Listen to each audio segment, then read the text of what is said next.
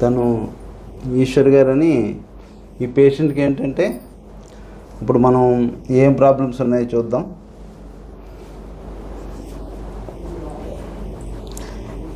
దానికి C2, C3, C4లో mild bulges ఉన్నాయి.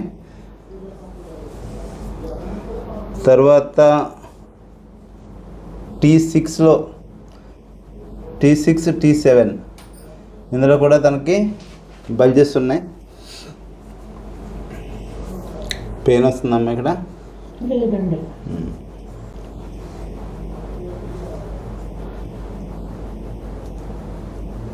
ఇక్కడ L1, L2, L3, L4లో కూడా బల్జెస్ ఉన్నాయి. మనం ఇప్పుడు తనకి కైరోలో మనం సెట్టింగ్ చేద్దాం.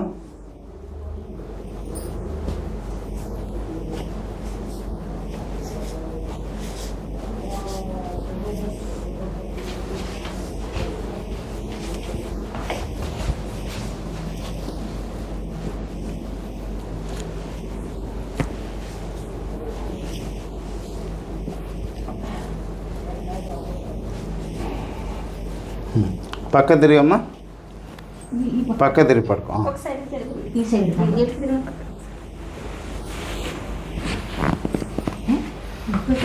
చివరి కంటే రావాలరా తల్లి.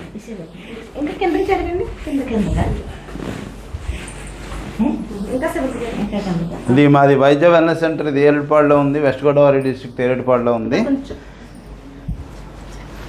ఇక్కడ మేము కైరోప్రాక్టర్, ఆక్యుపంచర్, ఆక్యుప్రెషర్, మర్మ therapy, Ayurvedic, Unani, cupping therapy అన్నీ చేస్తాం యునానీలో.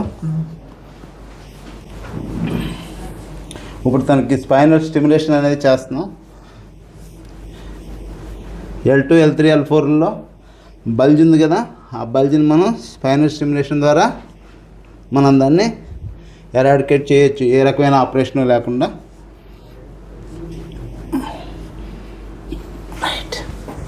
ఆ పక్క తిరుగుతాను.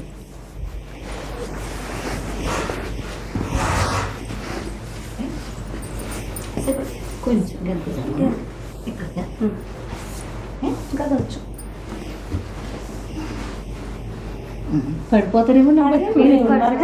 పడవమ్మా, పడవ. కొంచెం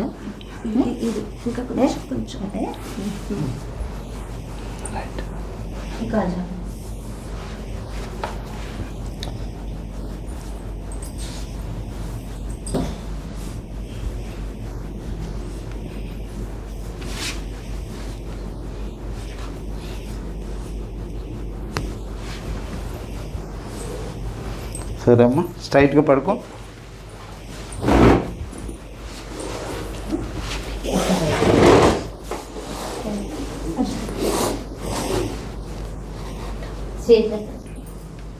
చేతులు పట్టు మీద పెట్టుకో.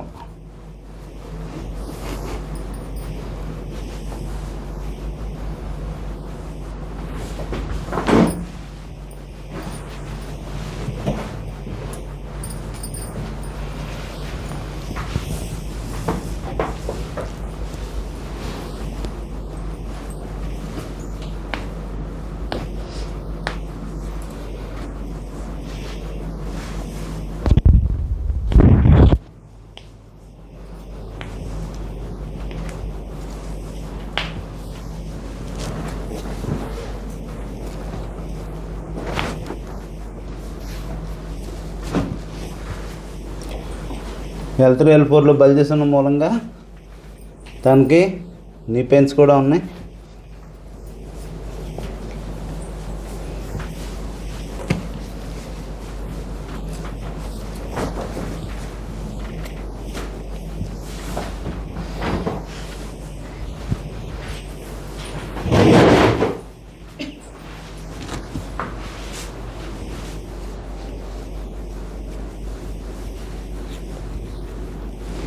గాలి తీసుకోమ్మా, వదులు, మరలా తీసుకో.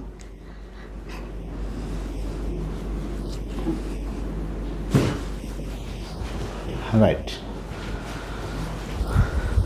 ఇలాగొచ్చాము. నువ్వు ఈశ్వర్ గారు, మీరు ఎక్కడి నుంచి వచ్చారండి? మాది ఎలపర్రండి. ఓకే. మీకు ఫస్ట్ వచ్చినప్పుడు మీకు పెయిన్స్ ఎలా ఉన్నాయి, నొప్పులు ఎలాగ ఉన్నాయి? మీరు ఎక్కడైనా తిరిగారా ఇంతకు ముందర, ఇక్కడికి వచ్చే ముందర? చాలా తిరిగానండి, మందులు వాడానండి, కానీ నాకు ఏమీ పని చేయలేదండి అసలు. ఓకే.